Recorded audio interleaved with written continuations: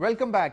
नाजरीन, अभी हमें ज्वाइन किया है शाहिद कारदार साहब, माहिर इक्तसादियात हैं। इनसे भी पूछेंगे कि क्या मामलात हैं एनएफसी के और कितने गुज़िश्ता सालों से एनएफसी ख़ासतौर पे जो 1997 में इंटरम गवर्नमेंट जो थी उसने मोइन कुरैशी साहब की उसने छठा एनएफसी अवार्ड दिया था और उसके बाद फिर उसमें अमेंडमेंट लाए थे परवेज़ मुशर्रफ के दौर में 2006 में। लेकिन देखना यह है कि परवेज़ मुशर्रफ के पूरे दौर में एनएफसी अवार्ड नहीं आ सका। इंटरम अवार्ड आया जिसमें कुछ अमेंडमेंट्स आई और उसमें कुछ मामलात पे एग्री हुआ था। अभी हम दोबारा जाएंगे जाहिद आबिद साहब के पास और उसके बाद फिर हम शाहिद कारदार साहब से भी बात करेंगे।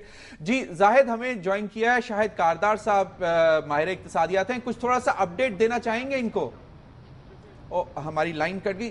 शाहिद कारदार साहब, अभी जाहिद आबिद हमें बता रहे थे कि सूबा सिंध और पंजाब ने दोबारा सींग अड़ा लिए हैं और कल तक हमारी इतलात थी कि शायद दोनों ही गिव इन करने के लिए तैयार हैं, लेकिन पंजाब जो है वो किसी भी तरह पॉपुलेशन वाले इशू पे बैकआउट नहीं कर रहा। वो कह रहा है कि पॉपुलेशन की शरह बढ़ानी चाहिए। सिंध जो है वो 70% से शायद 75% पे आने के लिए तैयार हो जाए। तो क्या कमेंट?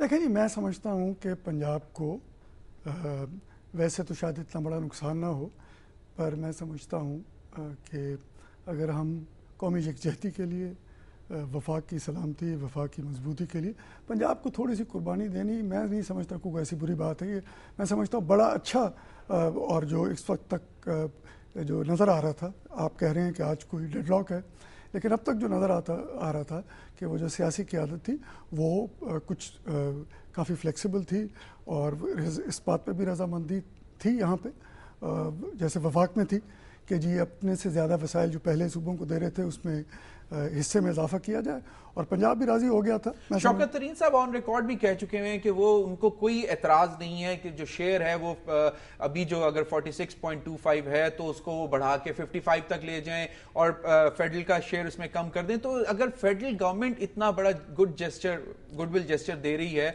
तो ये दोनों बड़े सूबे, और ये इतना भी नहीं एहसास कर रहे कि जो छोटे सूबे हैं हमारे बलूचिस्तान और NWFP, उनके जो मसाइल हैं वो इनसे भी ज्यादा हैं। तो इस सारी सूरत हाल में जबकि इतना अच्छा एटमॉस्फेयर बिल्ड हो गया था, तो क्या पॉइंट ऑफ कंटेंशन आपकी नजर में क्या है? मेरा ख्याल है जो बुनियादी पॉइंट ऑफ कंटेंशन है, एक तो ये है कि आबादी की जो हिस्सा है, जो वेट होगा इस डिस्ट्रीब्यूशन में, इस तकसीम में, वो कितना है, एक तो उस पर है। और दूसरा ये है कि सिंध के हवाले से कि जो महसूलात का जो शेयर होगा, हिस्सा जो होगा, ये जो 4 फैक्टर्स हमने शायद साहब अभी न्यूज़ वाले ब्रेक मांग रहे हैं, हम जाते हैं, उसके बाद देखेंगे।